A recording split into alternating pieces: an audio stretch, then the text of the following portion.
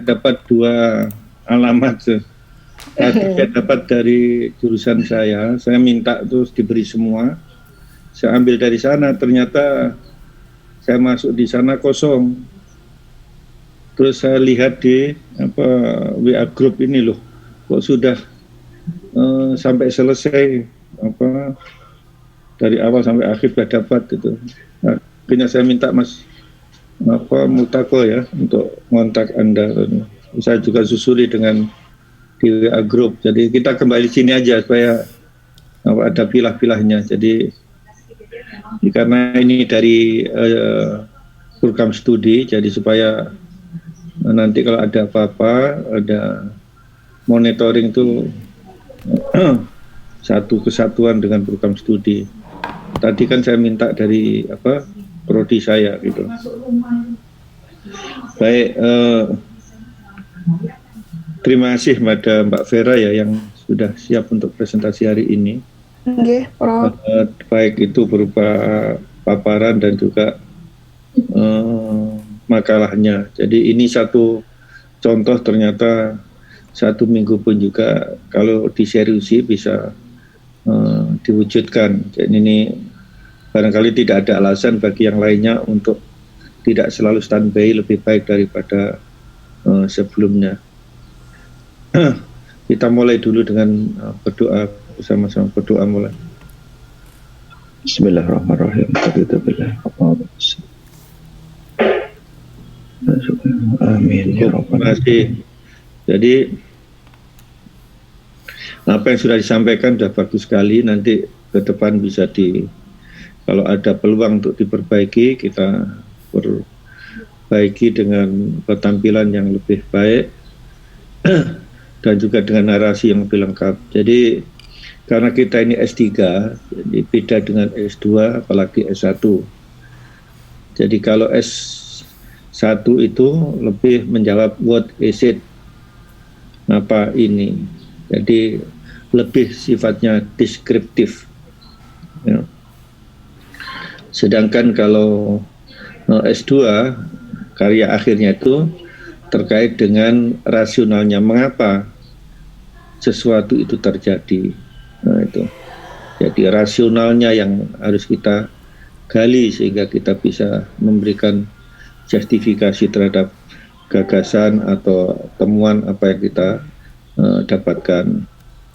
Sedangkan yang ketiga itu udah pada level yang lebih tinggi lagi. Ya sudah what is it, sudah why, tapi yang jauh lebih penting adalah how to do, implementasi, bagaimana memanfaatkan, sehingga sering menawarkan ide-ide baru atau model-model baru, gagasan-gagasan baru dan sebagainya. Sehingga di sana perlu penelitiannya itu lebih komprehensif. Nah, sejalan dengan itu maka perguruan juga demikian. Jadi apa yang Anda dapatkan, apa yang Anda siapkan ini tidak-tidaknya menjawab 3 hal itu. Kalau mau lebih efisien ya lebih banyak pada antara why dan jadi hal-hal yang sifatnya filosofis, hal yang sifatnya analitik, judgmental itu yang perlu. Mengapa kok itu terjadi di daerah itu? Lah itu perlu dicari penjelasannya. Jadi kalau ada tradisi di suatu tempat, nikah itu harus dilakukan dengan melarikan itu, mengapa kok terjadi begitu, dan itu bisa diterima oleh masyarakat. Nah, itu bisa dijelaskan. Di tempat yang lain tidak ada. Nah, rahasia-rahasia di balik itulah yang perlu digali, ya, bahwa mengapa ada semacam walimatul urus, jadi ada walimahan. Nah, karena itu bukan untuk poya-poya, memang itu menghabiskan duit gitu. Tapi yang lebih penting adalah disitulah dalam rangka launching, ya, mendeklarasikan. Jadi kalau nanti ada kita ketemu 2 sejoli ya di tempat yang lain yang kita tahu di tempat umum, kita sudah tidak lagi memberikan tafsir yang lain-lain karena kita sudah tahu bahwa sudah diumumkan lewat hajatan itu, waliman itu dalam rangka melakukan apa, melaunchingkan, mengumumkan bahwa antara dua orang itu sudah formal hubungannya suami istri. Jadi itu sudah tidak lagi menimbulkan fitnah. Nah itu. Jadi nanti mohon sebisa mungkin apa yang disampaikan nanti selalu mengandung pemahaman itu mengapanya dan bagaimana menurut pandangan Anda. Jadi tidak sekedar menampilkan apa adanya. Jadi kalau ada tarian ini, misinya apa tarian itu? Gitu. Apanya senang-senang saja. Nah, di balik senang-senang ada misi apa kebersamaan, ya. Ada misi kata saling menghargai dan sebagainya. Saya kira itu. Jadi ini yang penting dan ini yang nanti yang akan ditransformasikan ketika Anda nanti mengajar mahasiswa PGSD yang sangat concern pada persoalan penanaman nilai sejak dini. Ya, silakan siapa moderatornya bisa dimulai dan presenternya siapa dan juga pembahas utama. Silakan Mas. Halo. Terima kasih Prof. Selamat pagi, Assalamualaikum warahmatullahi wabarakatuh. Waalaikumsalam. Alhamdulillah pagi hari ini kita bisa bertemu dalam keadaan yang sehat dan baik. Prof. Rohmat yang kami hormati dan teman-teman semuanya, untuk kesempatan kali ini yang akan tampil menyampaikan adalah Mbak Vera Dwi Tarti, kemudian moderator saya sendiri Rois Saifuddin Zuhri, dan notulis atau notulen adalah Mbak Nesi, begitu nggih. Kemudian yang bertugas selaku pembahas sudah kami sampaikan kepada teman-teman semua, nanti mohon untuk menyampaikan namanya. Terima kasih. Bismillahirrahmanirrahim. Assalamualaikum warahmatullahi wabarakatuh. Pada kesempatan perkuliahan pagi hari ini kita akan mengikuti bersama, kita akan belajar bersama tentang yang akan disampaikan oleh Mbak Vera, yaitu tentang pendidikan karakter berbasis budaya Sasak, begitu nggih Mbak Vera ya. Dalam hal ini nanti monggo kita perhatikan apa yang menjadi paparan dari Mbak Vera, sehingga nanti teman-teman bisa memberikan masukan, memberikan pertanyaan dan penguatan. Matur nuwun. Untuk mempersingkat waktu, kami persilahkan kepada Mbak Vera untuk menyampaikan presentasinya. Monggo Mbak Vera. Assalamualaikum warahmatullahi wabarakatuh. Waalaikumsalam warahmatullahi wabarakatuh. Baik Prof dan teman-teman, di sini saya akan mempresentasikan bagaimana pendidikan karakter berbasis budaya Sasak. Mohon izin share screen. Gimana sekarang? Udah ngajar nanti? Gimana?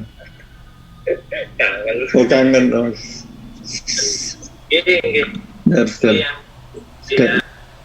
Apakah sudah terlihat teman-teman?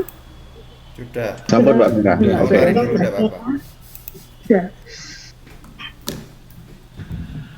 Mbak Vera bertanya dulu, itu seragamnya berarti Sasak nih Mbak? Iya. Oh ya, baik. Kali saya ini memakai pakaian Sasak dengan kain tenunnya dan ikat kepala. Oh iya. Iya Mbak. Oke Mbak, silakan dilanjut Mbak.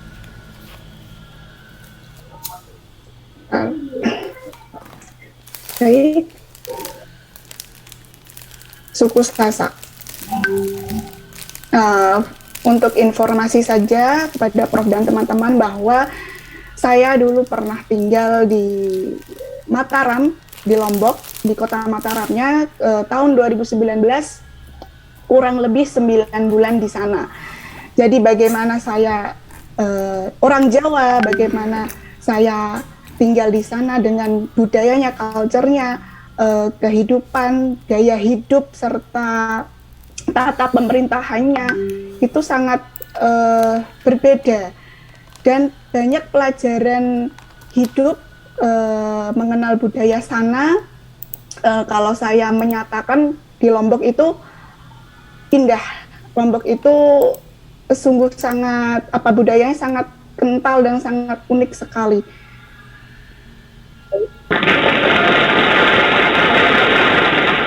budaya sangat khas pada masyarakat di lingkungannya, dan budaya tidak bisa lepas atau sangat berkaitan erat dengan pendidikan, di mana anak-anak didik ya di sekolah, peserta didik sudah memegang peranan penting untuk membawa sebuah karakter dengan budaya masing-masing di daerahnya. Pendidikan karakter merupakan jenis pendidikan yang harapannya terwujud peserta didik memiliki integritas moral yang mampu direfleksikan dalam kehidupannya sehari-hari, baik dalam berinteraksi kepada Tuhan, kepada sesama manusia, dan kepada alam lingkungan.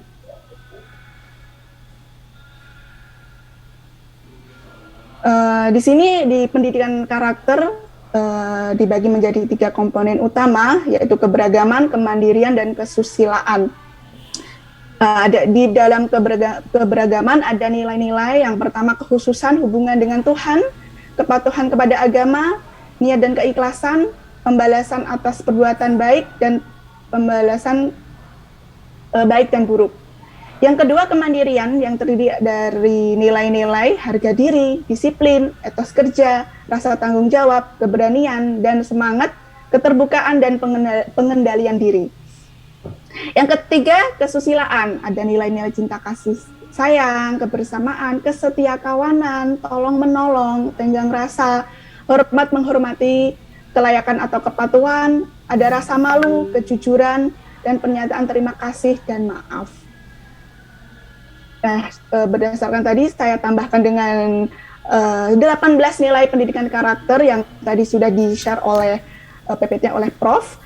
Ada religius, jujur, tolerans, disiplin, kerja keras, kreatif, mandiri, demokratis, rasa ingin tahu, semangat kebangsaan, cinta tanah air, menghargai prestasi, bersahabat atau komunikatif, cinta damai, gemar membaca, peduli lingkungan, peduli sosial, dan tanggung jawab.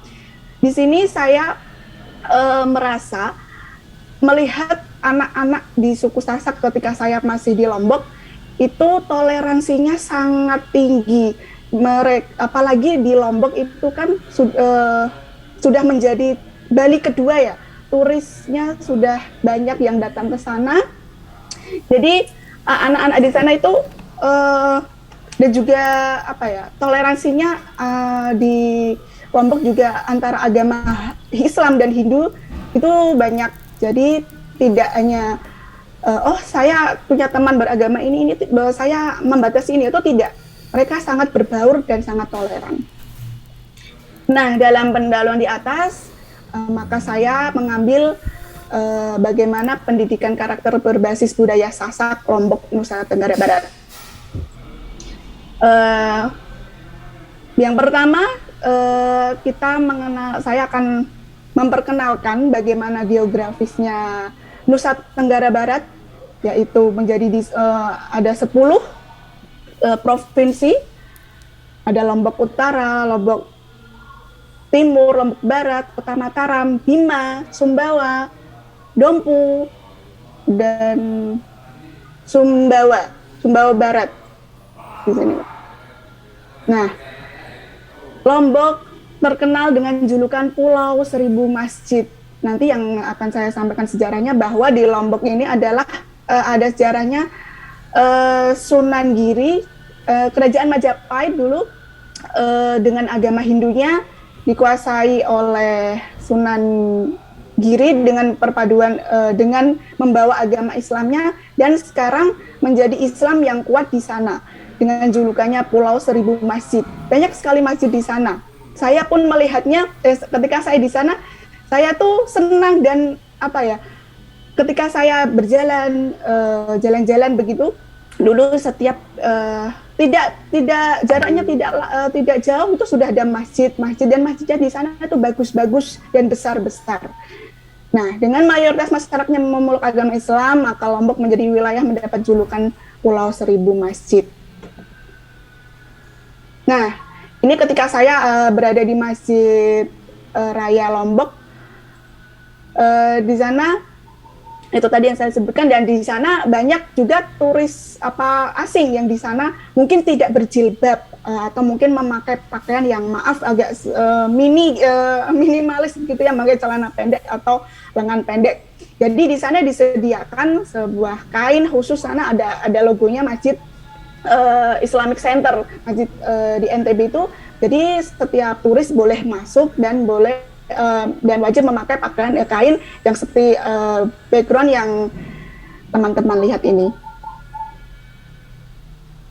Nah, ini tadi sejarahnya bahwa kerajaan yang dipimpin Prabu Ranggasari, Pangeran Prapen, putra Sunan Datugiri, datang mengislamkan kerajaan Lombok. Dalam Babat Lombok, di mana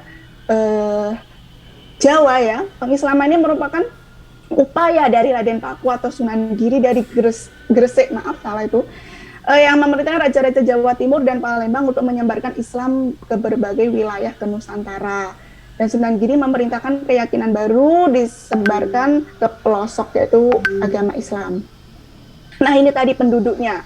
Tadi saya bilang 10, ada Lombok Barat, Lombok Tengah, Lombok Timur, Sumbawa, Dompu, Bima, Sumbawa Barat, Lombok Utara, Kota Mataram, dan Kota Bima. Dan di provinsi ibu kotanya itu di Kota Mataramnya.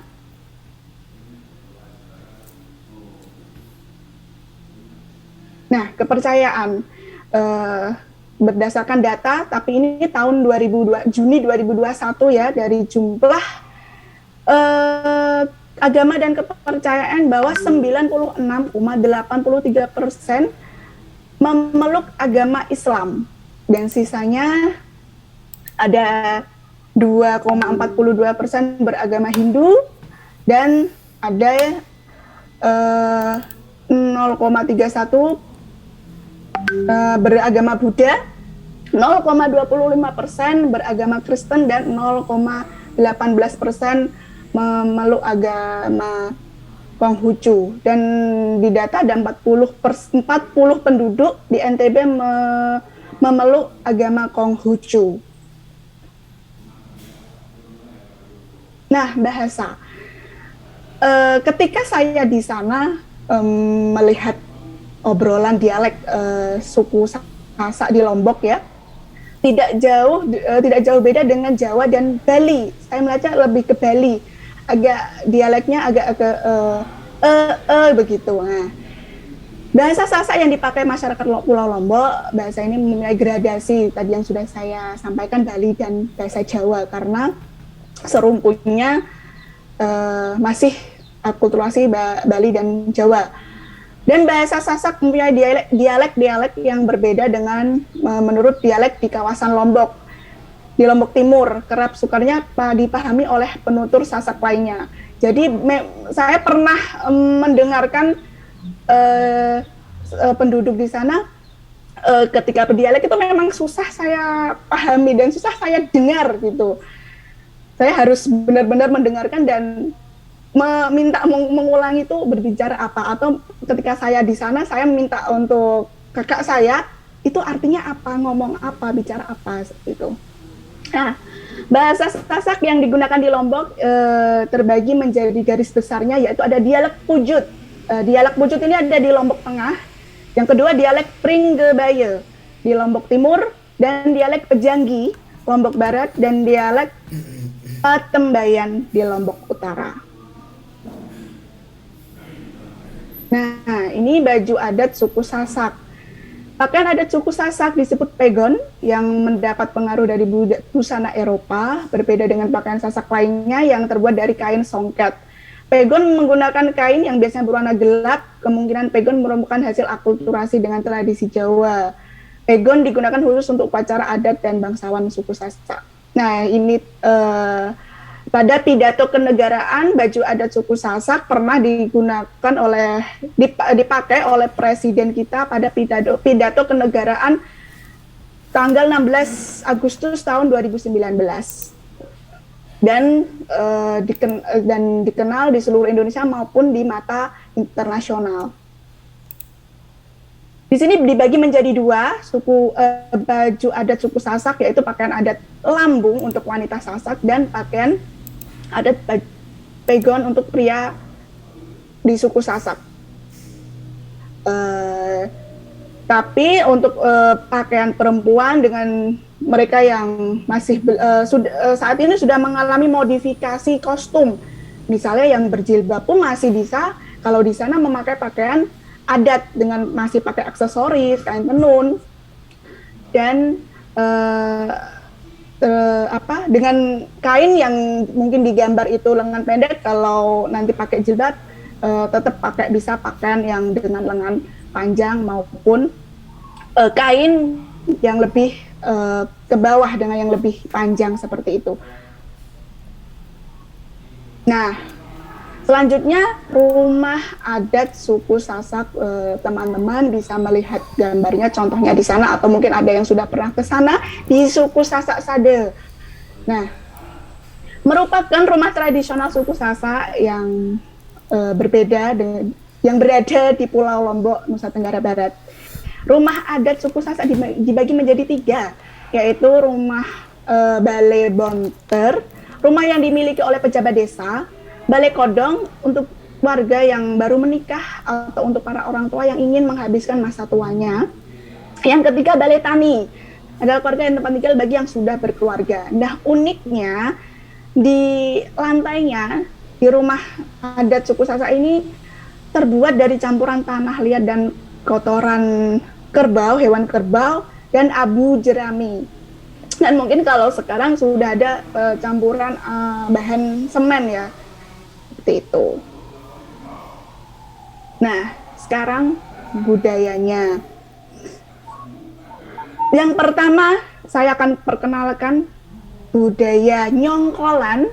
Nyongkolan sendiri adalah rangkaian pernikahan adat Lombok. Jadi pengantin pria ini menuju rumah pengantin wanita. Jadi sejauh jaraknya itu jalan. Dan saya dulu pernah ini ada upacara apa atau acara apa gitu kayak arak-arakan, ternyata ini namanya nyongkolan. Dan saya akan putarkan videonya.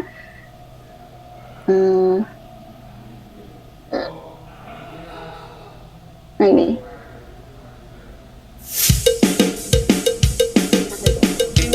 Ini kurang lebih acara nyongkolan. Ini mereka berjalan kaki dengan korban dan elek. Semua keluarga besar berjalan kaki. Saja. Jadi dipertemukan. Saya lanjutkan. Nanti masih ada video-video yang lain. Nah, yang kedua, upacara merarik. Nah, di sini menarik sekali, teman-teman. Jadi pengantin wanita ini diculik oleh pengantin pria. Tapi kalau diculik itu tidak ada pemberitahuan. Tapi kalau di sini sudah ada kesepakatan antara keluarga wanita dan keluarga pria. Sudah ada, dan nanti juga ada kayak namanya pemangku adat di sana, ada tanda sudah ada persetujuan, ada bagiannya pemangku adat ini yang nanti menyampaikan ke warga wanita, ada yang menyampaikan menyetujui dan lain-lain. Kurang lebih seperti ini saya coba putarkan.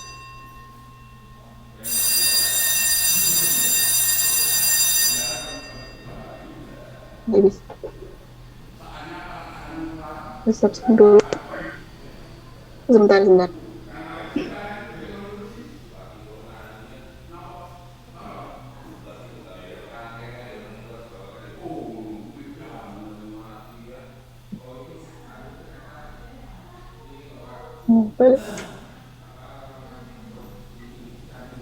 Hyperlinknya.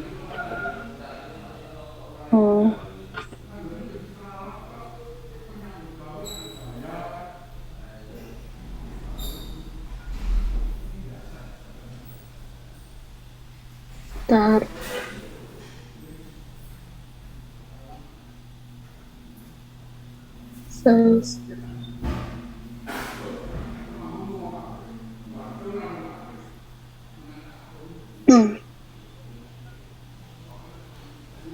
Nah, ini sebentar meraih.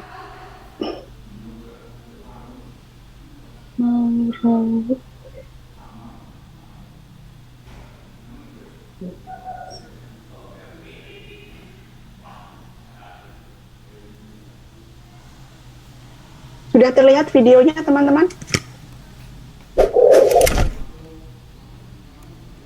Belum. Belum Mbak Vera. Belum. Baru yang PPT tadi Mbak Vera. Oh, Atau misalkan itu Suaranya masuk tapi. oh suaranya masuk. Iya, gambarnya enggak.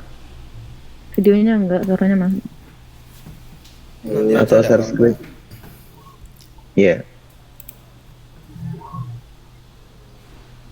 Share screen.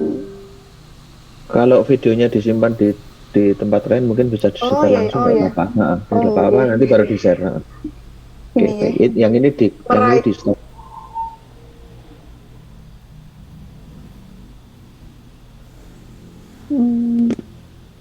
Baik, saya pulang. Gitu aja langsung nggak apa-apa deh. Vera. Oke. Di-setel dulu, nanti baru di-share. Meraih.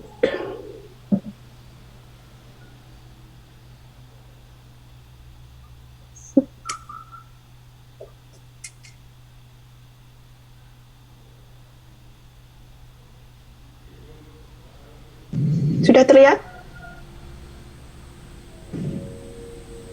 Sudah. Sharing saja, Mbak. Sudah, tinggal diklik videonya, Mbak. Tinggal diklik videonya. Sudah terlihat ya? Sempat Mbak, tinggal diklik aja Mbak. Tinggal diklik videonya, di play. Sudah saya play? Apakah? Belum kelihatan. Belum. Oh, Belum ada Jadi- suaranya juga. Jadi jenengan nge-share-nya jangan yang tampilan ini, nge-share-nya yang video yang di play, Mbak. video yang di play. Stop screen dulu. Oh ini ya, maaf. Sudah terlihat? Sudah. Ya, sudah. Ya Mbak. Merai. Ini secara gambaran meraih bagaimana Memaling. ada Maling itu dalam bahasa mempunyai makna negatif, tapi dalam suku Sasak itu sebuah tradisi. Memaling atau mencuri gadis untuk dinikahi sudah menjadi adat yang melekat dan susah hilang dari kehidupan masyarakat Pulau Lombok, Nusa Tenggara Barat. Ini adalah warisan suku Sasak yang mendominasi bumi Gora. Tradisi perkawinan dengan konteks mencuri ini adalah peristiwa di mana calon mempelai wanita dibawa kabur atau lari dari rumah orang tua oleh pihak mempelai laki-laki, dan itu biasanya juga dibantu oleh teman-teman si laki-laki tanpa ada pemberitahuan atau permintaan terlebih dahulu dari orang tua yang punya gadis atau calon mempelai wanita tersebut. baik. Saya kembali ke PPT-nya. Kurang lebih tadi seperti itu. Baik, yang kedua ketiga ada upacara bau nyale, yaitu di sana ada upacara warga Lombok menangkap cacing, jenis cacing di laut. Ada videonya juga, menangkap sejenis cacing di laut ya. Jadi di sana ada tahun musim bisa dilihat, atau mungkin warga atau turis yang mungkin waktu di sana itu bisa ikut dalam upacara bau nyale ini untuk menangkap jenis cacing ya, bukan ikan tapi cacing di sana. Selanjutnya kain khasnya di sana adalah kain tenun Sasak. Seperti yang saya pakai ini juga kain tenun dari Sasak. Rata-rata pekerjaan mereka yaitu menenun. Kenapa dari sejarahnya sak-sak itu kan kalau ini ya alatnya itulah, alatnya itu bisa berbunyi sak-sak. Nah itu katanya khas dari bahasa munculnya sak-sak seperti itu. Coba saya buka. Apakah sudah terlihat videonya? Belum. Oh, belum. Baik. Kalau linknya belum jalan kayak tadi lagi. Oh, enggak. Kayak tadi lagi ya ini. Sudah terlihat? Sudah. Baik, ini kain warga sana sedang menenun kain tenun masak. Saya percepat saja.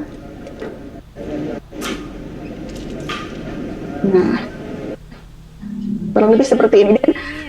Nah, waktu saya di Bandara Lombok ada disajikan juga, ditampilkan juga penenun sana. Jadi ada ini kan atau bagaimana? Tapi ternyata memang di sana ada memang mungkin performs ya. Jadi di sana warga suku Sasak itu menenun di sana. Mungkin dihadirkan untuk menarik wisatawan yang datang. Saya cukupkan. Selanjutnya yaitu tarian. Yang pertama ada tarian gandrung suku Sasak.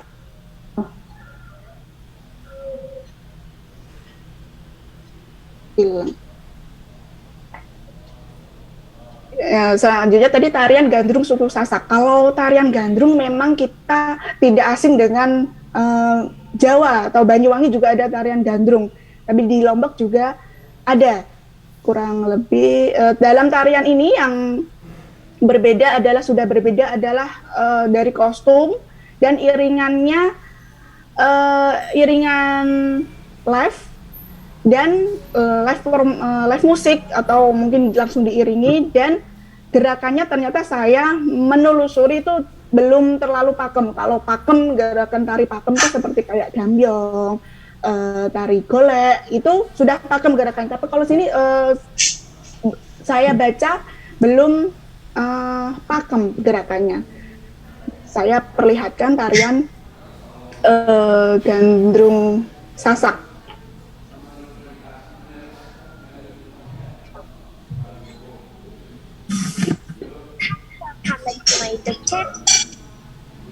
Sebentar.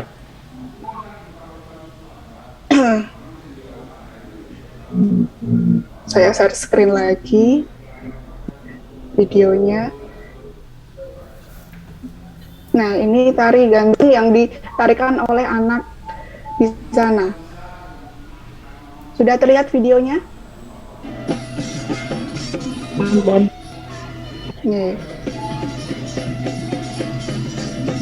Hampir sama dengan iringannya dengan iringan kayak seperti Bali, dan ada juga gerakan yang sama dengan gerak Banyuwanginan. Nah, saya melihatnya seperti itu. Oke, sebentar saja ya teman-teman. Nah,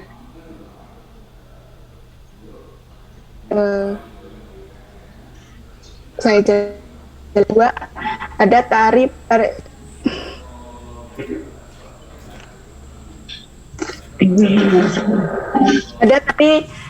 paresean. Tari paresean ini yang dikenal dengan laki-laki pemuda yang beradu kekuatan, perang-perangan seperti itu. Dan juga ada tari rudat. Tari rudat ini tari yang gerakannya perpaduan pencak silat, dan karena tadi sudah dikenal dengan Lombok yang dikenal dengan Pulau Seribu Masjid dengan agama Islam yang kental. Di sini ada tari rudat ini juga ada nuansa Islaminya. Saya putarkan tari paresean dulu ya.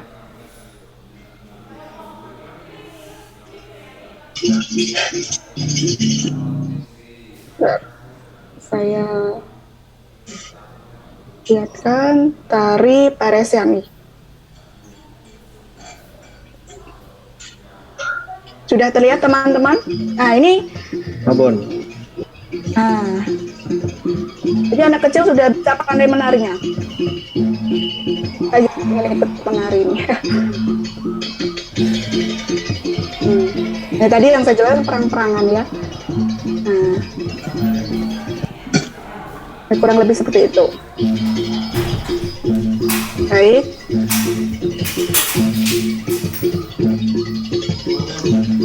Saya stop saja. Saya lanjutkan.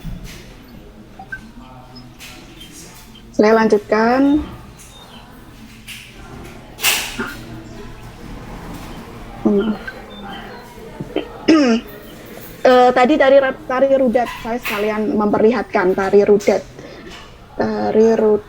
Sebentar. Oh ini. Biar teman-teman bisa mengenal, tahu tarian di beberapa tarian di suku Sasak.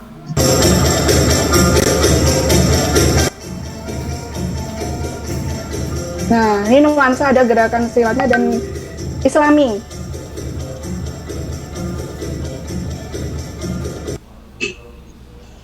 Saya percepat saja.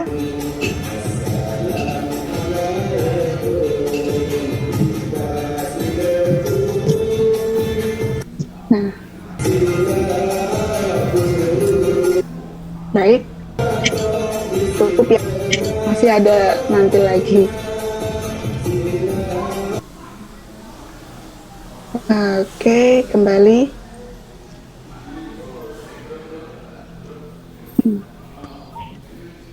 Selanjutnya ada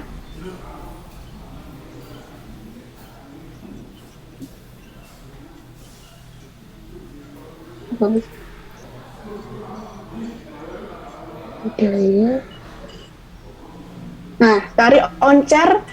Tari ini termasuk tari sudah kreasi, jadi karya seniman di sana bagaimana perempuan dan gadis-gadis di sana menari dengan ada ini aksesorisnya seperti kayak batok tapi nggak batok dari kelapa itu, tapi kayak berbunyi dari besi gitu. Nah, seperti itu. Simbal. Apa namanya ya? Iya, Mbak Esti. Oke, saya coba putarkan sedikit saja. Tari oncer. Tari oncer ini kayak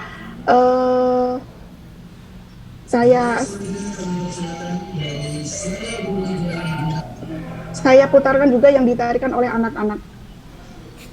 Bentar.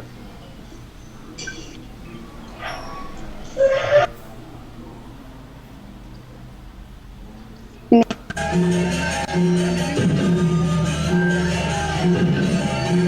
Nah, dipakai tadi yang aksesoris yang di jari-jarinya, di jari kanan dan kiri. Ditarikan oleh anak-anak dengan gaya yang luas, dengan ceria. Bagaimana para gadis-gadis, wanita anak suku Sasak ini menarikan dengan ceria. Baik, saya stop.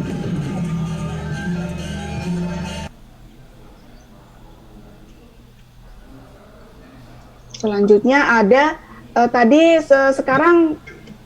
tarian sekarang adalah permainan anak di sana. Yang pertama ada permainan lenjang. Di sana lenjang itu hampir sama kayak di Jawa, yaitu enggrang ya, seperti gambar yang sudah saya enggrang. Ada enggrang kurang lebih sama, ada dua tipe, pakai yang enggrang seperti Jawa, yang kedua itu pakai itu teman-teman batok kelapa. Batok dan tali. Batok dengan tali itu bersama. Terus lagi ada permainan begasing, yaitu gangsingan yang terkenal di Lombok, dan permainan selodor. Saya tampilkan ya videonya biar teman-teman tahu permainan yang tradisional di sana. Begasing Oh ini. Saya putar dulu.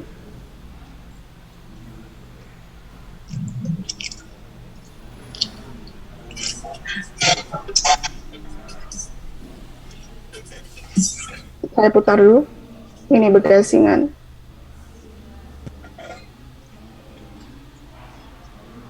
Nah, hampir sama kayak di Jawa ya teman-teman ya, gangsingan ya kalau di sini tuh. Nah ini Ya, gangsingan sama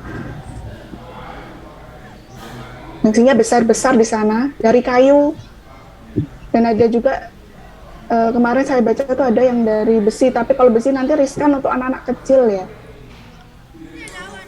Nah, ini kurang lebih begasingan. Selanjutnya saya tampilkan yang selodor. Kamsingan. Jadi nanti yang selodor itu selodor. Oh ini.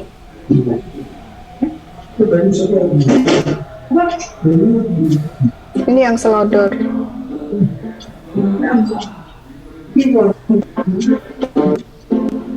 Nah ini.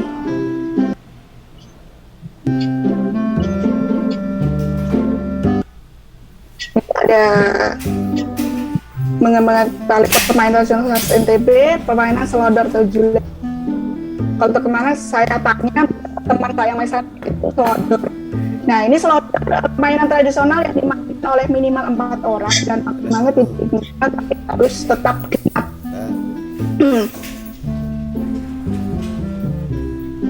Ini permainannya teman-teman. Hampir kalau saya itu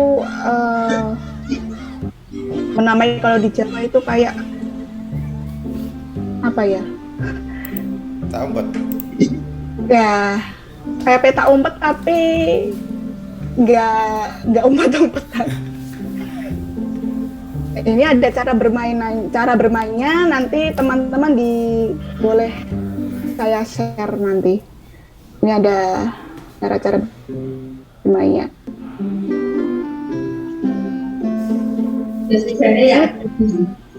Oke.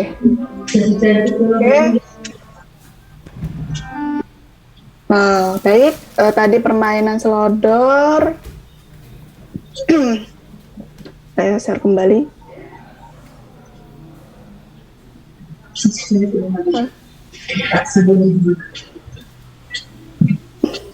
Selodor itu kayak gobak sodor mungkin ya Mbak?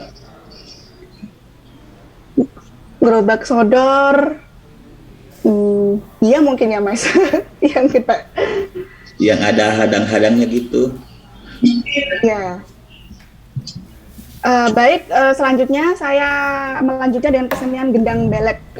Di sini yang tadi sudah saya sampaikan, gendang belek ada gendang yang dimainkan, khasnya ada yang besar, tapi kalau untuk anak ada ada ukurannya juga, gabungan antara gendang besar, gendang yang sangat besar tadi yang saya video di Nyongkolan tadi ada besar dan perpaduan alat musik seperti itu gamelan. Nah, gendang belek ada hyperlinknya. Saya share juga. Saya share ini.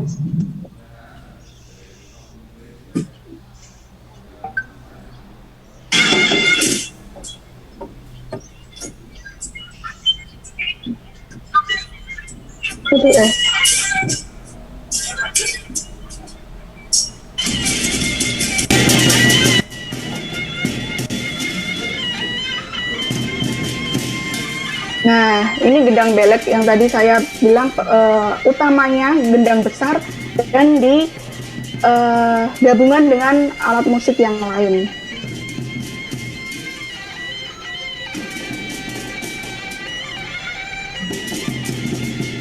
Baik.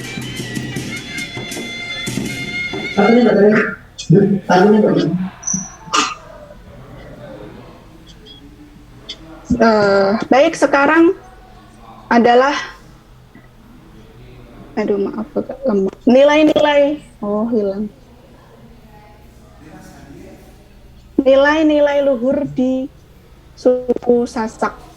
Di sana ada krama juga, kearifan lokal, yaitu krama. Ada krama Banjar, krama Gubuk, krama desa. Bagaimana adat di institusi adat membagi menjadi dua macam. Yang pertama krama ada 3, yang kedua ada aturan, yaitu pergaulan ada titik krama, bahasa krama, dan aji krama. Mungkin kalau seperti di Bali, kalau memang ada adat kayak apa itu waktu perayaan Kuningan ya, atau apa itu yang memegang adatnya, yang kayak menangkap atau memberikan hukuman kepada warga yang tidak taat pada peraturan. Selanjutnya,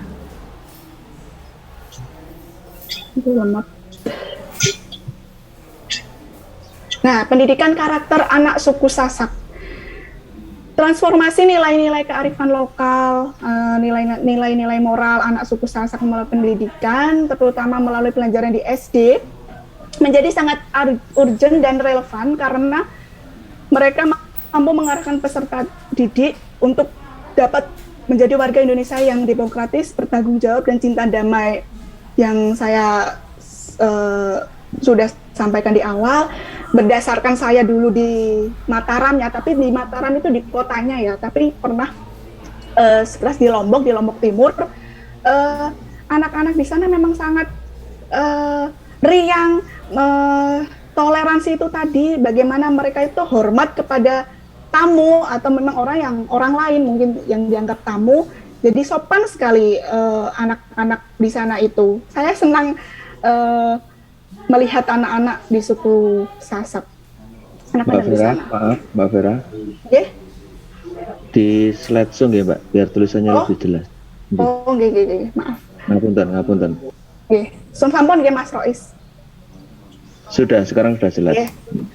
Oke, yang selanjutnya saya lanjutkan. Karakter anak suku Sasak sudah mengalami akulturasi budaya, bagaimana yang tadi saya katakan di Lombok Bali keduanya di Indonesia itu sudah sangat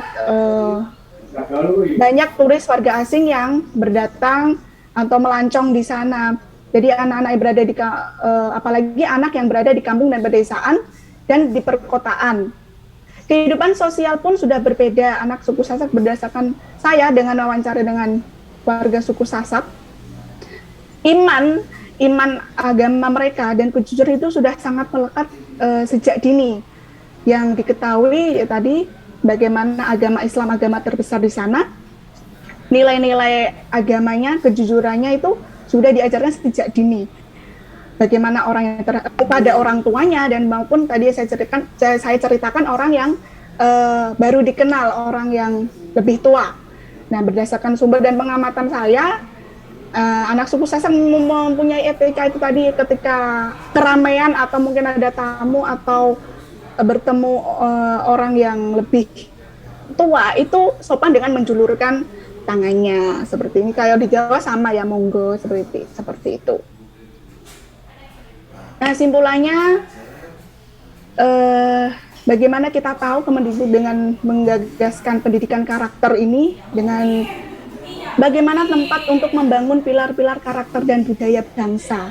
Nilai karakter tersebut dapat diteladani dan diterapkan dalam berinteraksi dalam kehidupan bermasyarakat, berbangsa, dan bernegara. Anak suku Sasak pun sejak dini sudah diajarkan bagaimana hormat, jujur pada orang tua dan orang lain. Hal ini perlu ditingkatkan, dilestarikan budaya karakter yang baik untuk anak di sana. Jangan sampai berkembangnya zaman teknologi, kita sebagai pendidik juga jangan sampai anak didik kita tidak berkarakter atau tidak mempunyai karakter dari rasa, kalau di suku Sasak toleransi, hormat, jujur, dan imannya. Pendidikan berkarakter adalah jalan untuk berpikir, jalan untuk bertindak, dan yang paling penting adalah jalan untuk berkomunikasi. Salam dari suku Sasak, sekian dari saya. Terima kasih. Assalamualaikum warahmatullahi wabarakatuh. Waalaikumsalam warahmatullahi wabarakatuh. Waalaikumsalam warahmatullahi wabarakatuh. Waalaikumsalam warahmatullahi wabarakatuh. Aplaus. Berikan aplaus Mbak Vera. Luar biasa. Nggih. Baik, teman-teman. Demikian tadi penampilan ataupun presentasi dari Mbak Vera Dwi Tarti, yang dari tampilan beliau memakai baju adat Sasak, kemudian dari materi yang disampaikan juga sudah mengungkap beberapa, tadi saya garis bawahi tentang kota 1000 masjid dan lain-lain, serta kostum, serta budaya, permainan, dan seterusnya. Oleh karena itu, pada kesempatan presentasi hari ini, monggo kepada teman-teman yang ingin memberikan pembahasan atau memberikan pertanyaan atau memberikan ulasan kepada apa yang sudah disampaikan oleh Mbak Vera, kami persilahkan. Monggo silahkan teman-teman. Mas Rois. Baik, untuk yang pertama Mas Berio dulu. Matur nuwun Mas Rois. Mbak Indri nanti setelah Mas Berio. Dan saya Mbak Indri. Mbak Indri, halo. Nggih, Mas, siap. Nanti setelah Mas Berio. Terima kasih. Monggo silakan Mas Berio. Nggih, matur nuwun Mas Rois, dan luar biasa bagus sekali ya penampilan dari Mbak Vera tadi. Sudah disampaikan bahwa pertemuan pertama ini openingnya sangat luar biasa. Tadi sudah disampaikan suku adat Sasak yang ada di Pulau Lombok, dan sudah dijelaskan secara detail ya menurut saya. Itu Mbak Vera sempat tinggal di Lombok, dan saya juga pernah main ke Lombok itu sekitar tahun 2014 kalau enggak 2015 ya.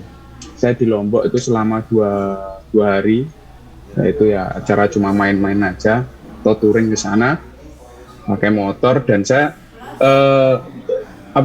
yang merasakan juga sempat yang diceritakan tadi Mbak Vera, bahwa di sana itu juga masih ada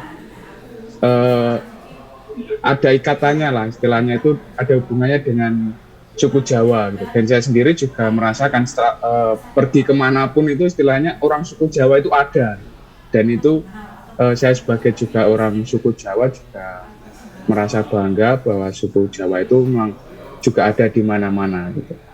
Dan yang di sini yang perlu saya tanyakan kepada Mbak Vera yaitu apakah masih ada relevansinya antara budaya suku Sasak dengan suku Jawa.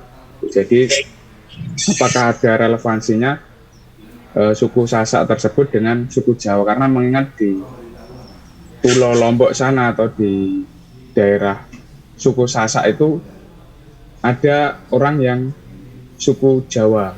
Mungkin itu Mbak Vera dan Mas Rois. Matur nuwun. Matur nuwun Mas Berio. Moga Mbak Vera bisa langsung untuk dijawab.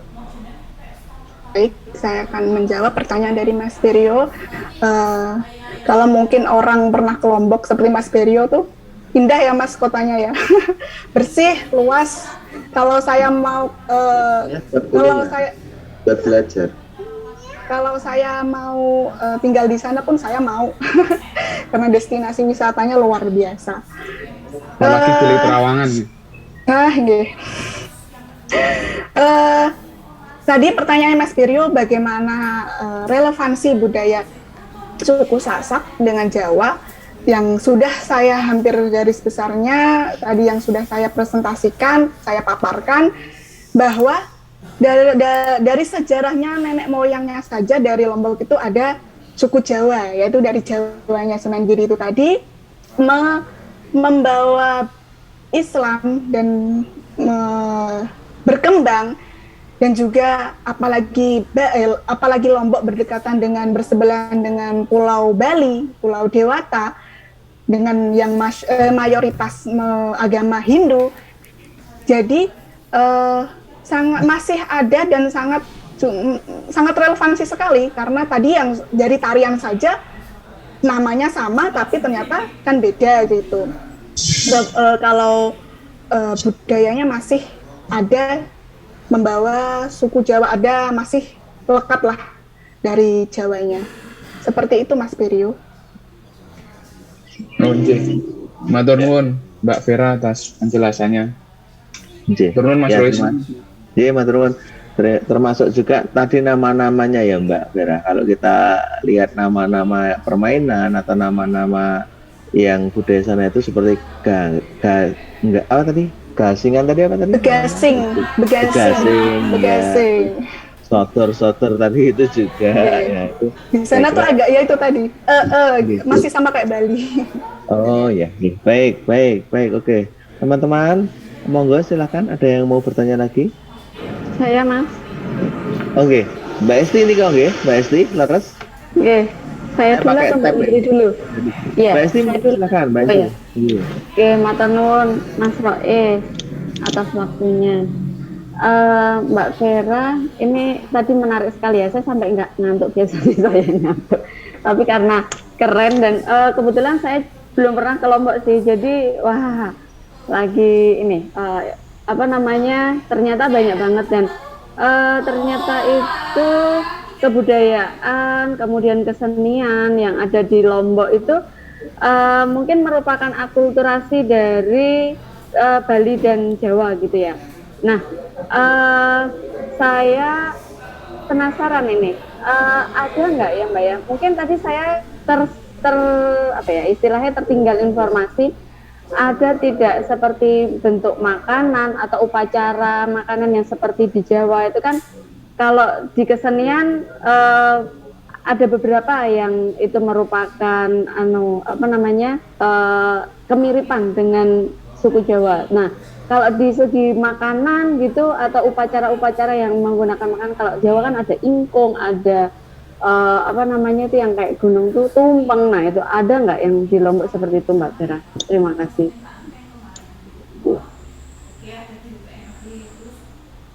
Baik, saya jawab Mbak Esti. Silakan.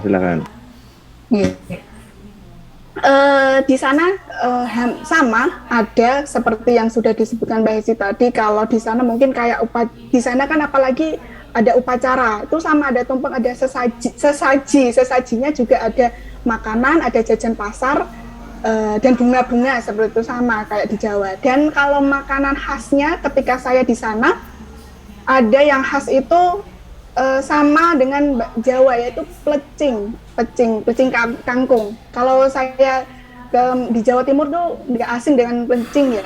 Terus lagi sate rembige. Terus ada lagi ayam taliwang. Nah, ayam taliwang itu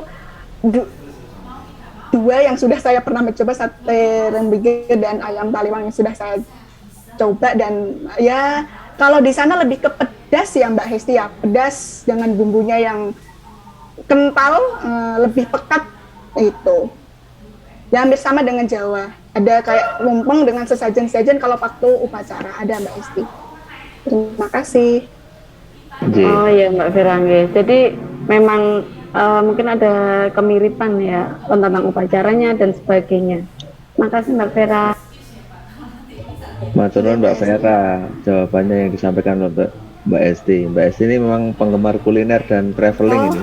Jadi gitu, makanya pertanyaannya itu makanan. Mungkin tadi yang dimaksud Mbak Esti, adakah di dalam makanan tradisionalnya kayak apem atau apa? Mungkin ada juga ya kalau pas upacara adat itu. Hidangan atau apa gitu. Ya, baik. Oke, dilanjut untuk penanya ketiga selanjutnya, monggo teman-teman.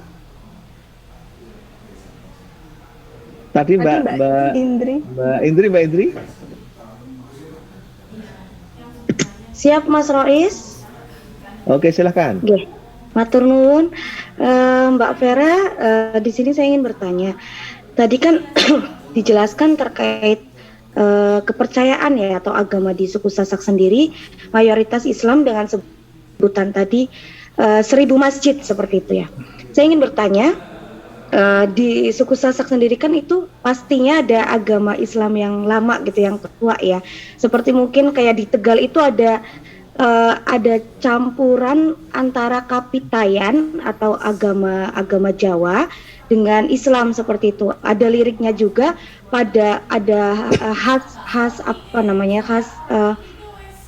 pertunjukan di Tegal itu namanya balo-balo dengan penampilannya ada akulturasi dari Islamnya, Tionghoanya seperti itu, dan dengan liriknya yang juga ada bunyinya seperti ini. Kembang cipir ngunduh susu itu itunya burung gitu, tempatnya burung. Iya, sarang burung seperti itu. Bahwa jadi orang itu jangan kikir, mendak nanti banyak musuh seperti itu.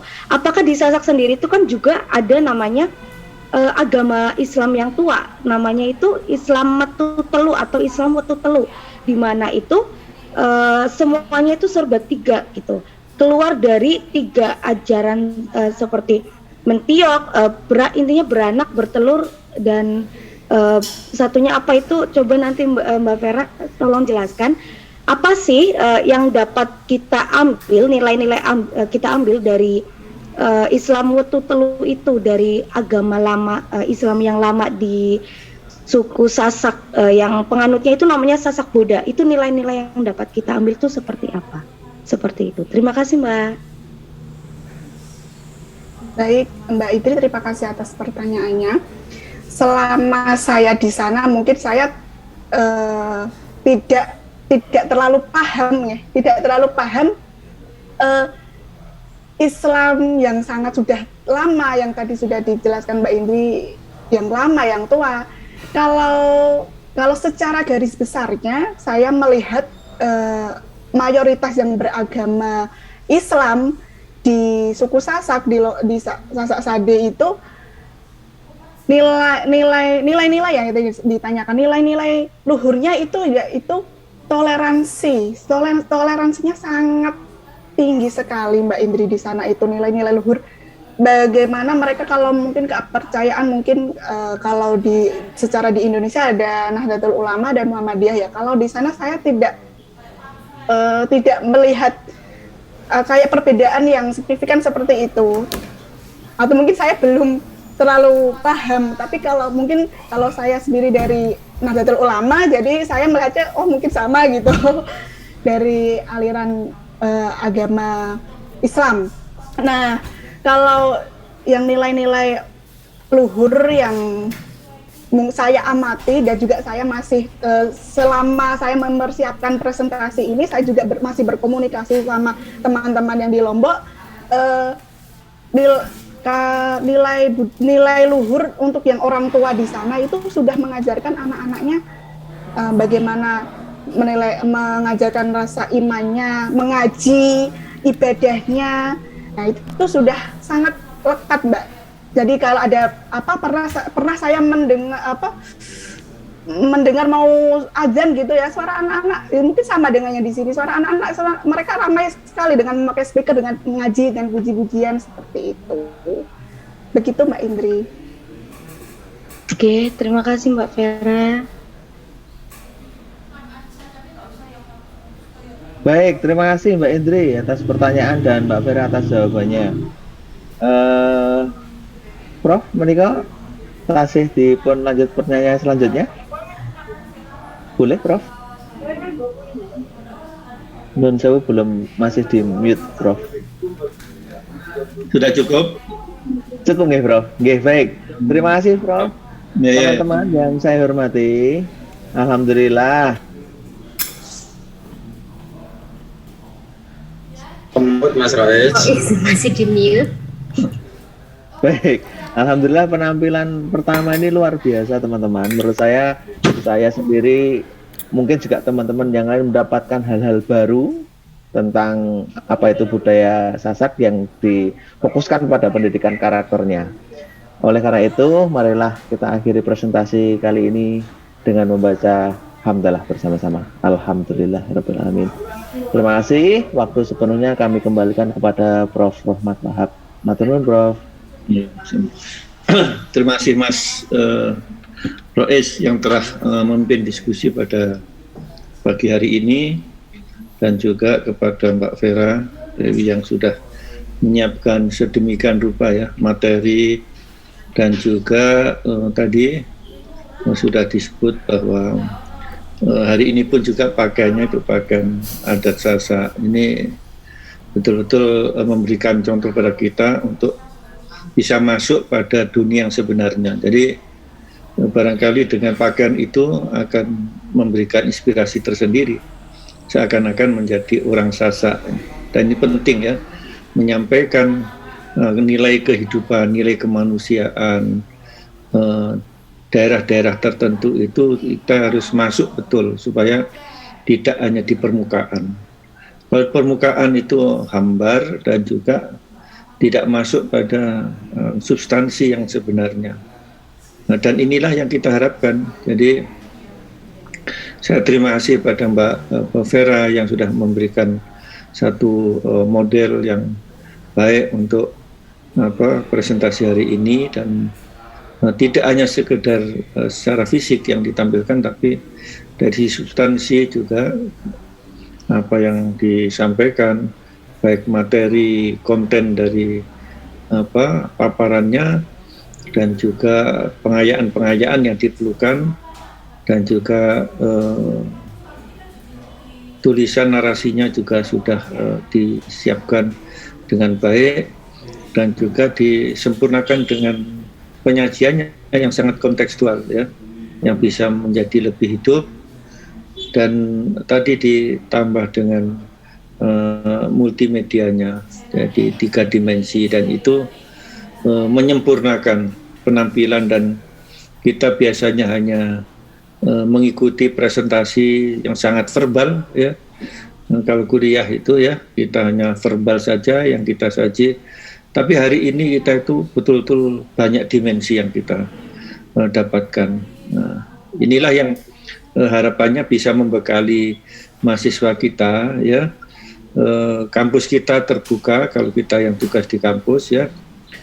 Anak kita terbuka, apa kita mempunyai siswa yang dari mana saja, dan kita siapkan mereka itu nanti akan menjadi baik menjadi guru maupun menjadi mahasiswa yang siap hidup dimanapun.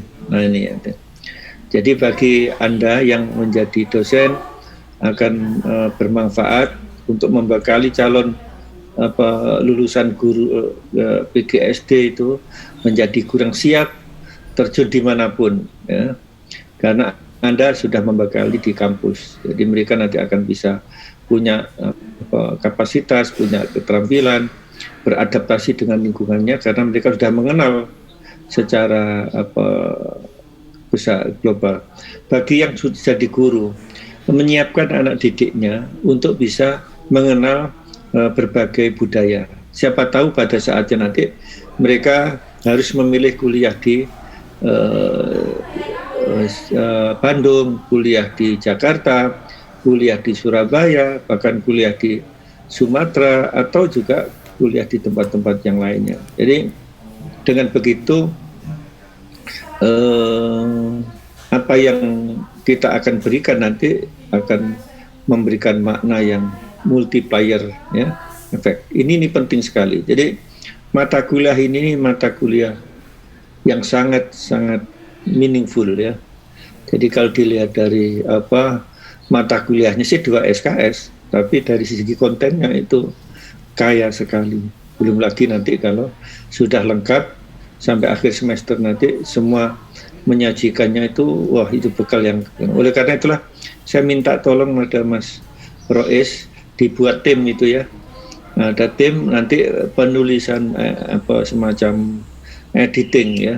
Kalau bisa kita jadikan satu buku, jadi supaya tidak sia-sia kita hanya untuk nyari IPK saja, tapi kita satukan ya menjadi satu penerbitan, dan syukur-syukur nanti kita bisa biayai bareng-bareng untuk kita terbitkan dengan entah itu 50 atau berapa atau 100 nanti kita miliki, kita hadiahkan pada kampus-kampus kita masing-masing. Siap Prof. Ya, saya kira murah kok. Iya Prof, nanti untuk penerbitannya bisa melalui penerbit saya juga boleh Prof. Ya, ya makanya itu senang sekali itu, saya kira itu makanya belum dibuat sedemikian rupa ya, dibaca dengan baik supaya punya manfaat yang lebih. Saya kira ini juga akan bermanfaat bagi dosen-dosen PGSD yang nantinya itu akan membekali mahasiswanya. Kalau dulu dalam perkuliahan sekolah saya di PGA itu ada antropologi budaya. Jadi itu antropologi budaya itu membekali calon-calon guru itu mengenali daerah mana yang kemungkinan nanti akan diterjunkan menjadi guru di tempat itu. Sehingga begitu masuk adaptasinya cepat. Itu. Supaya tidak ada jarak yang jauh, apalagi berproses lama. Baik, terima kasih, bagus sekali tadi apa yang disampaikan, bagaimana akulturasi dari suku yang lain, bahkan juga bangsa yang lain. Apalagi sekarang suku Sasak ini harus sudah siap menjadi tempat untuk sasaran wisata asing yang itu targetnya seperti yang terjadi di Bali. Jadi kalau di Bali tidak cukup, maka disempurnakan di Sasak, di mana di Lombok. Apalagi kita tahu tahun-tahun kemarin itu Lombok itu adalah destinasi wisata kuliner Islam. Ya. Jadi ini juara di Indonesia yang terbaik halal food itu yang bisa menyiapkan secara baik terhadap turis itu adalah Lombok. Nah, ini kan menarik. Jadi makanya tidak sia-sia identitas tadi bagi Lombok ya yang 96% itu memberikan manfaat. Jadi salah besar kalau belakangan ini Islam selalu diidentikan dengan kelompok-kelompok teroris, apalagi belakangan ini di counter betul ya, pesantren atau masjid menjadi pusat teroris ini betul-betul menyudutkan, dan itu sudah dihapus, dikoreksi, jadi tidak betul itu kalau dibesar-besarkan terus. Nah, jadi misi Islam damai itu nyata. Jadi kalau tuh ada yang keras itu 1-2. Sama saja kalau ada kekerasan di negara mayoritas Kristen, yang keras pun juga orang Kristen gitu loh.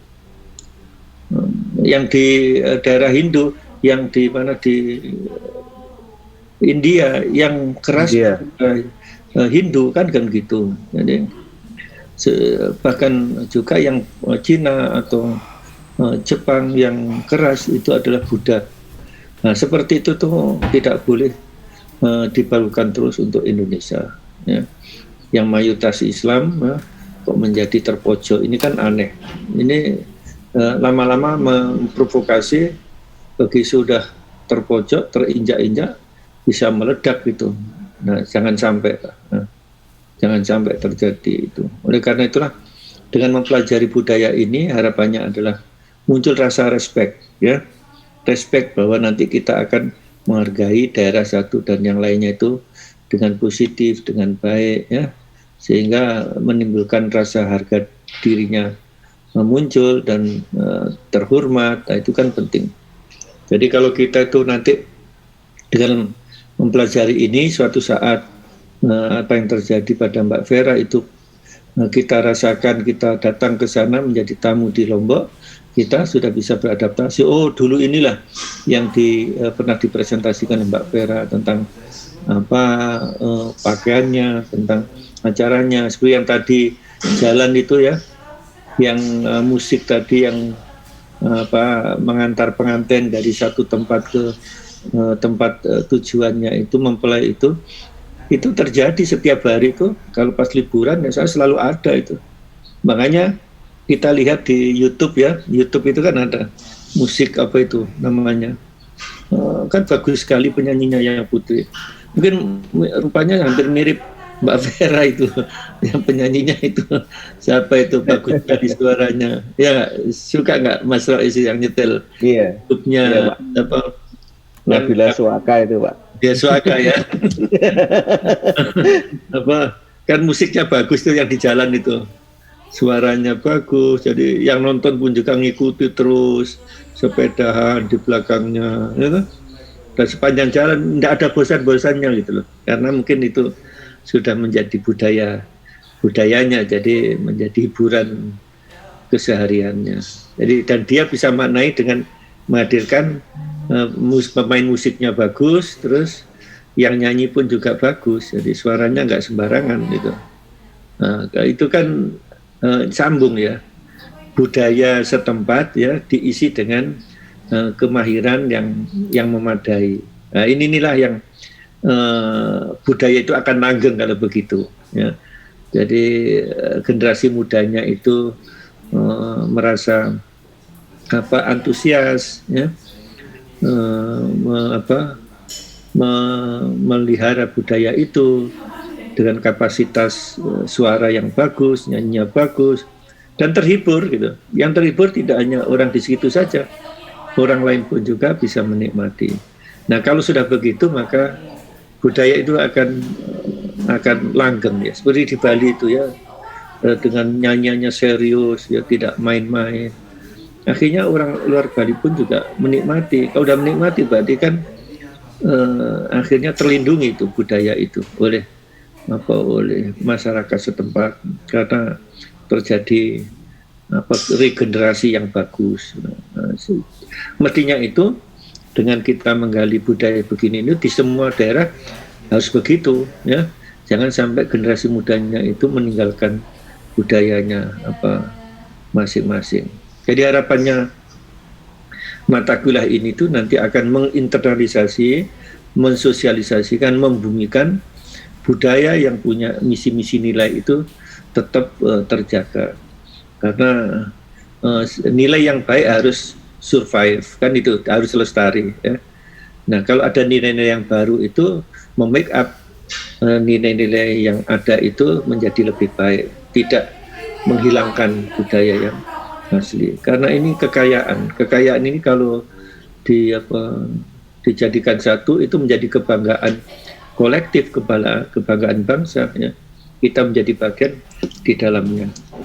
Jadi saya kira langkah-langkah seperti ini sangat-sangat positif. Terus tadi yang kalau tidak salah penyajian tentang seni juga bagus ya. Ada yang format seni orang dewasa, ada anak-anak. Nah itu permainan juga. Nah ini kan menggugah. Jadi kalau perlu ya diidentifikasi beberapa permainan anak yang masih ada itu apa. Nah ini kan sebenarnya munculnya perumahan-perumahan itu kan sebenarnya menghilangkan kesempatan anak untuk bermain di halaman ya toh. Jadi kalau dulu kita itu hidup di kampung kan permainan anak-anak seperti yang tadi gasing ya, dan juga gobak sodor itu kan terjadi di daerah-daerah yang langsung tanah liat dan sebagainya. Belum lagi permainan-permainan yang lain ya. Ada kemarin kalau tidak salah tentang ini beberapa permainan yang dibuat dari bunganya tebu ya, manyar ya. Manyar itu kan bisa dijadikan tembak-tembakan, bisa dijadikan mobil, bisa dijadikan macam-macam itu ya. Itu merangsang kreativitas anak itu sejak kecil ya. Jadi seperti gitu itu kita tidak boleh meninggalkan begitu saja karena punya nilai-nilai yang positif ya. Masuk matematikanya jalan itu ya. Kalau permainan anak-anak itu kan banyak melibatkan kemampuan matematika, kemampuan hitung gitu. Jadi yang itu tidak harus formal di kelas, tapi di permainan kadang-kadang kita juga latihan menggunakan ilmu hitungnya itu dengan baik. Nah, itulah beberapa nilai, belum lagi nilai-nilai agama ya. Nah, tadi rupanya juga belum sempat disinggung bagaimana itu. Kalau itu kan banyak ahli baca Quran itu, NTB itu. Nah itu acara gimana yang khataman waktu kecil, khataman upacara-upacara keagamaan ya. itu dijaga, apa saja yang untuk orang dewasa, apa saja untuk anak-anak. Misalkan anak-anak yang sudah khatam Quran, ada upacara apa itu, misalkan. Ya, seperti itu tentu harus tetap dijaga supaya nilai-nilai agama itu tetap lestari untuk anak-anak tentunya, ya. Dan juga lomba-lomba apa saja yang dilakukan misalkan terkait dengan agama, barangkali bisa dipetik itu di daerah sana. Kalau tadi disebut kita di sini Muhammadiyah dan NU, di sana Nahdlatul Wathon, ya, sebutannya Nahdlatul Wathon. Nahdlatul Wathon itu hampir sama dengan Nahdlatul Ulama, ya, cuma di sana. Ya, saya kira itu catatan saya untuk hari ini, dan mudah-mudahan minggu depan Bukis, ya, minggu depan. Oke, Bro. Budaya Bukis, ya. Siapa itu? Saya siapa yang? Saya Pak Muhammad Abduh. Muhammad Abduh masuk doa ini. Ini sudah diberikan contoh Muhammad Abduh, ya. Nanti tolong diberikan pengalaman yang bagus dari Sulawesi Selatan dan sekitarnya yang tentu hampir sama itu. Nah, itu jenis orang-orang Lombok itu kalau tidak salah pelarian dari Bugis juga, ya. Banyak teman-teman dari Sulawesi Selatan itu pada hijrah ke mana?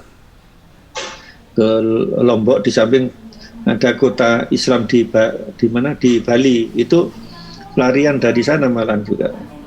Di samping dari Jawa Timur. Kalau tadi dari mana? Dari Palembang sama dari Sunan Giri, ya. Tapi tidak menutup kemungkinan dari ini Hasanuddin, ya. Hasanuddin larinya juga kemana ada teman saya yang di Sumbawa itu dari Sulawesi Selatan.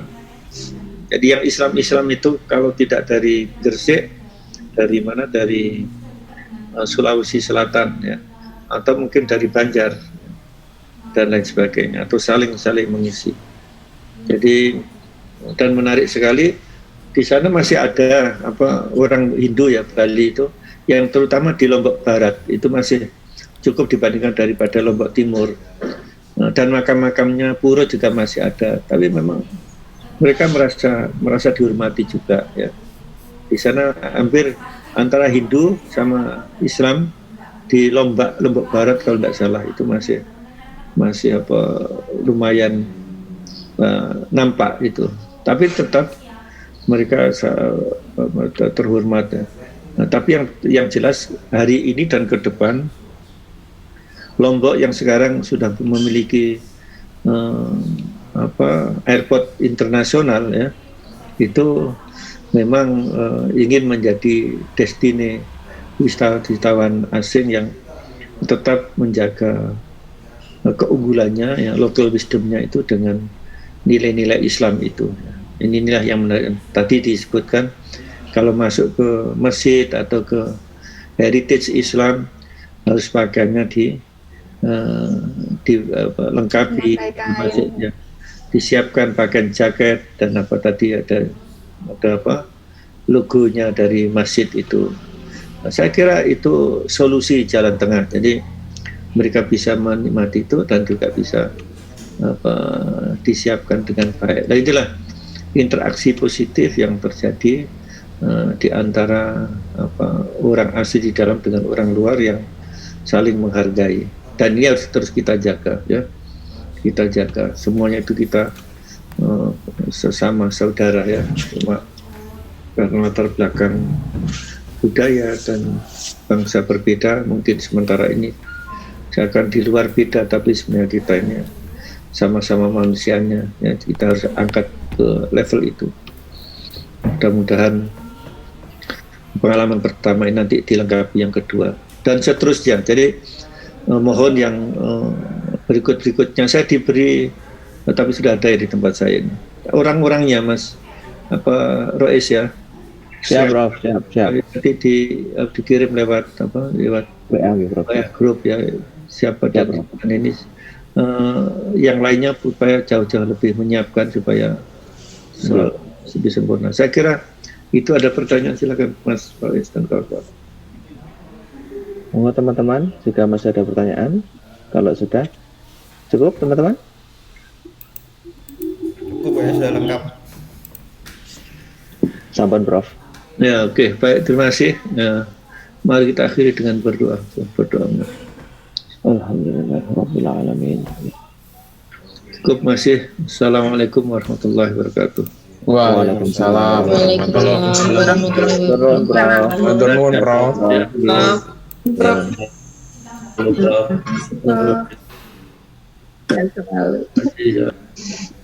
Alhamdulillah, selamat. Ayo joget. Ora nari sih iki. Ayo nari iki, Mas.